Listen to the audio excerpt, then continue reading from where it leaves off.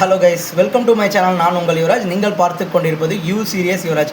இன்றைக்கி நம்ம எதை பற்றி பார்க்க போகிறோன்னா RCB versus Delhi Capitals match தாங்க பார்க்க போகிறோம். சீட்டினோட எட்ஜில் உட்காந்து பார்க்க வைக்கிற ஒரு மேட்ச்னா அது இதை நான் சொல்லுவேன். ஏன்னா சொல்லிங்கன்னா ஒவ்வொரு பாலுமே கடைசி ஓவர்லாம் பார்த்தீங்கன்னா 6 பாலுக்கு 15 ரன்னு இருந்துச்சு. அதை அப்படியே செம்ம சூப்பராக கொண்டு போனாங்க. மொதல் பாலில் ஒரு சிங்கிள், அடுத்த பால் அப்படியே விட்டாங்க. அடுத்ததான் பார்த்தீங்கன்னா 2 பாலுக்கு 2 6 அடித்து சீட்டினோட எட்ஜில் உட்கார வச்சு பார்த்தாங்க. இந்த மேட்ச் எனக்கு ரொம்ப சூப்பராக இருந்துச்சு. டெல்லி கேபிட்டல்ஸில் இருக்கிறதுலே ஒரு டேஞ்சரான ஒரு பிளேயர்னு பார்த்தீங்கன்னா மில்லர் தாங்க. ஏன்னா அவருடைய ஆரம்ப காலத்துலேருந்து எடுத்து பார்த்தீங்கன்னாவே மில்லருக்குன்னு ஒரு என்ட்ரியே இருக்குது. அந்த என்ட்ரியெல்லாம் நீங்கள் பார்த்தீங்கன்னா அப்படியே அதிரும். சவுத் ஆஃப்ரிக்கா டீம்லேருந்து வந்த மில்லர் வந்து பார்த்தீங்கன்னா ஒரு அக்ரெசிவான பிளேயர். அவரோட என்ட்ரியே அவ்வளோ சூப்பராக இருக்குங்க. ஆர்சிபி கூட ஜெயிச்சது வந்து டெல்லி கேபிட்டல்ஸ் வந்து ஒரு மிகப்பெரிய ஒரு மேட்ச். லாஸ்ட் மேட்ச் வந்து குஜராத் கிட்ட தோட்டாங்க. ஆனால் இந்த மேட்ச்சில் அதை பிடிச்சிருக்காங்கன்னு சொல்லி நான் சொல்லுவேன். கிட்டத்தட்ட 175 ரன் டார்கெட் ஃபிக்ஸ் பண்ணி. ஆனால் ஆர்சிபி வந்து ஆரம்பத்தில் அடித்த அடி வந்து பார்த்திங்கன்னா விக்கெட்டே இல்லாமல் பிலிப் சால்ட்டு எல்லாருமே ஒரு ஸ்ட்ராங்கான ஒரு ஓப்பனிங் கொடுத்துருந்தாங்க.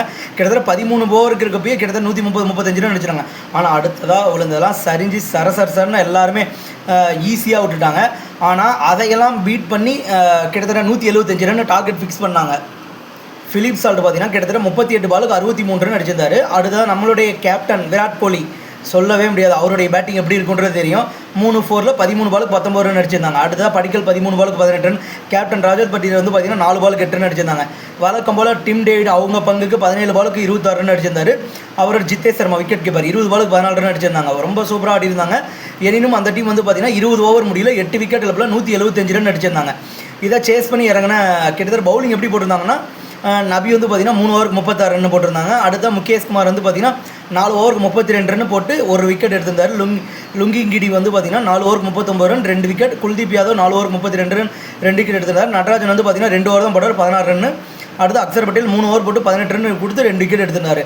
அதுக்கடுத்து கிளம்புறாங்கன்னா டெல்லி கேபிட்டல்ஸ் வந்து பார்த்திங்கன்னா கிட்டத்தட்ட ஸ்டார்டிங் வந்து கொஞ்சம் ஸ்லோவாக தாங்க இருந்துச்சு. என்ன சொன்னாலும் ஸ்டார்டிங் வந்து கொஞ்சம் ஸ்லோவாக தான் இருந்துச்சு. அவங்களோட ஓப்பனர்ஸான பதும் நிசங்காவும் கேஎல் ராகுலும் வந்து பார்த்திங்கன்னா ஒரு நல்ல ஸ்டார்ட் கொடுக்கணும். ஆனால் அதை கொடுக்கல. அந்த ஸ்டார்ட் கொடுக்கல. பதும் நிசங்கா வந்து பார்த்திங்கன்னா 2 பாலுக்கு 1 ரன். புவனேஸ்வர் குமாருக்கு எப்பயுமே ஃபஸ்ட் ஓவர் கொடுத்தாங்கன்னா அவரோட ஓவரை ஒரு விக்கெட் தாராளமாக எதிர்பார்க்கலாம். அந்த மாதிரி தான் இன்றைக்கும் இப்போ பவுலிங் போட்டிருக்காரு. கேஎல் ராகுல் ஒரு பக்கம் ஸ்ட்ராங்காக நின்னாலும் 34 பாலுக்கு 57 ரன் அடிச்சிருந்தார். அவருடைய ஸ்டார்ட் கன்சிஸ்டன்சியாக இருந்துச்சு. எப்பயுமே எல்லா மேட்ச்லையுமே பார்த்துட்டோம்னா கேஎல் ராகுலுடைய ஓப்பனிங் வந்து கன்சிஸ்டன்சியாக இருக்கும். ஹைதராபாத்துக்கு எப்படி இசான் கிசான் ஒரு கன்சிஸ்டன்சியாக ஒரு ஓப்பனிங் கொடுக்குறாரோ அதே மாதிரி பெங்களூருக்கு வந்து பிலிப் சால்ட் ஒரு கன்சிஸ்டன்ட் ஓப்பன்சி கொடுக்குற மாதிரி இதுக்கு நம்ம குஜராத் டைட்டன்ஸுக்கு வந்து பட்லர் ஒரு கன்சிஸ்டன்சி கொடுக்குற மாதிரி இந்த டீமுக்கும் கேஎல் ராகுல் ஒரு கன்சிஸ்டன்ஸ் 34 பாலுக்கு 57 ரன் அடிச்சிருந்தார். அடுத்து வந்து பார்த்திங்கன்னா கருண் நாயர் வந்து கொஞ்சம் சொதப்பிட்டார். 5 பாலுக்கு 5 ரன் கொடுத்து புவனேஸ்வர் கையில் அவருடைய விக்கெட் இழந்திருந்தார். அடுத்து வந்து பார்த்திங்கன்னா சமீர் ரிஷியோ அவரும் ஏமாற்றிட்டு தான் போனார். 3 பாலுக்கு 2 ரன். இன்னும் 4 விக்கெட் இருந்தனாலும் அடுத்ததாக வந்து பார்த்திங்கன்னா ட்ரிஸ்டன் சப்ஸும் கேப்டன் அக்சர் பட்டேலும் வந்து ஒரு ஸ்ட்ராங்கான ஒரு பார்ட்னர்ஷிப்பை கிரியேட் பண்ணாங்க. 47 பாலுக்கு 60 ரன் அடிச்சிருந்தார்.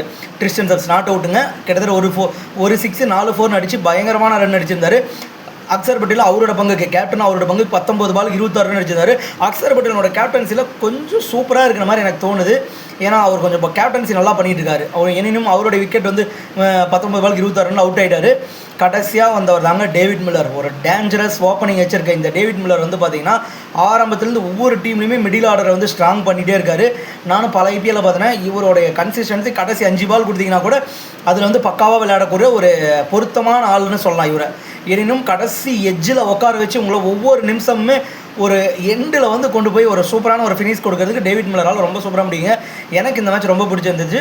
கிட்டத்தட்ட அவங்க டெல்லி கேபிட்டல்ஸ் ஜெயிச்சாங்க. Anyway okay guys, thank you. இந்த வீடியோ பிடிச்சிருந்தா லைக் ஷேர் அண்ட் சப்ஸ்கிரைப் பண்ணிக்கோங்க.